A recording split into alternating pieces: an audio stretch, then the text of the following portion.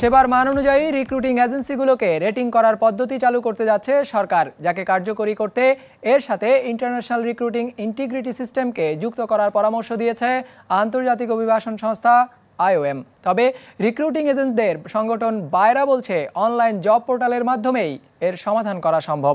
সাদাত হোসেনের রিপোর্ট। জীবিকার প্রয়োজনে অন্য দেশে পাড়ি জমিয়েছে বিশ্বে এমন মানুষের সংখ্যা এখন 15 কোটি।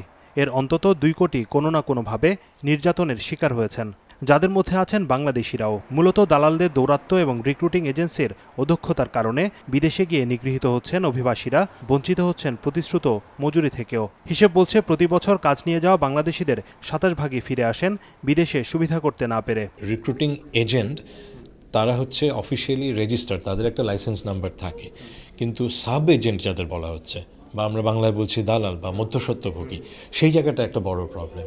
যে তারা অনেকভাবে ভুল বোঝায় বা অনেকভাবে এমনভাবে বলে যে যেভাবে হোক চলে যেতে পারলেই হলো।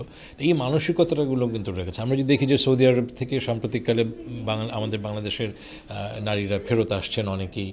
এসব সমস্যার সমাধানে এবার রিক্রুটিং এজেন্সিগুলোকে রেটিং পদ্ধতির আওতায় আনতে যাচ্ছে সরকার রিক্রুটিং এজেন্ট ক্লাসিফিকেশন সিস্টেমের মাধ্যমে। এই পদ্ধতিতে বিভিন্ন উৎস থেকে কর্মী এবং এজেন্সি উভয়ের তথ্য সংগ্রহ করবে ক্লাসিফিকেশন কমিটি। যাচাই বাছাইয়ের পর সেবার মান অনুযায়ী বিভিন্ন স্তরে ভাগ করা হবে এজেন্সিগুলোকে। 1 বছরের মধ্যে একটি রিক্রুটিং এজেন্সি কতজনকে বিদেশে পাঠাতে পারছে, সেখানে যারা যাচ্ছে তাদের মধ্যে থেকে কোনো অভিযোগ থাকছে কিনা, কোন দেশে পাঠাচ্ছেন, তাদের সাকসেস রেটটা কেমন, ফেরত আসার পরে ওই অভিবাসীরা এদের সম্পর্কে কোনো ফিডব্যাক দিচ্ছে কিনা এবং ভালো ফিডব্যাক দিচ্ছে কিনা বা বলছে কিনা যে হ্যাঁ আমি এই সংস্থার মাধ্যমে গেছিলাম। সো জিনিসগুলো কিন্তু ভালো জায়গাটাই যে সে কতটা ভালোভাবে এই অভিবাসনের কাজটা করছে। তো এইটার ব্যাপারে কিছু পয়েন্ট সিস্টেম দেওয়া আছে। At the end of the day বিশেষ করে যখন লাইসেন্স নবায়ন করা হবে বা নতুন লাইসেন্স দেওয়া হবে তখন ওই স্কোরিংগুলো দেখা হবে। তবে পদ্ধতিটিকে আরও কার্যকরী করতে এর সাথে ইন্টারন্যাশনাল রিক্রুটিং ইন্টিগ্রিটি সিস্টেমকে যুক্ত করার পরামর্শ দিয়েছে আন্তর্জাতিক অভিবাসন সংস্থা IOM। যদিও অভিবাসী সমস্যার সমাধানে এরই মধ্যে একটি অনলাইন পোর্টাল চালুর কাজ প্রায় শেষ করে এনেছে সংস্থাটি। রিক্রুটিং এজেন্সিগুলো বলছে সেটি চালু হলে প্রয়োজন হবে না নতুন রেটিং পদ্ধতির। What IRIS does is it focuses on what's called ethical recruitment systems. In other words, it brings all the key stakeholders together. It allows the migrant to check and verify what they're being involved in.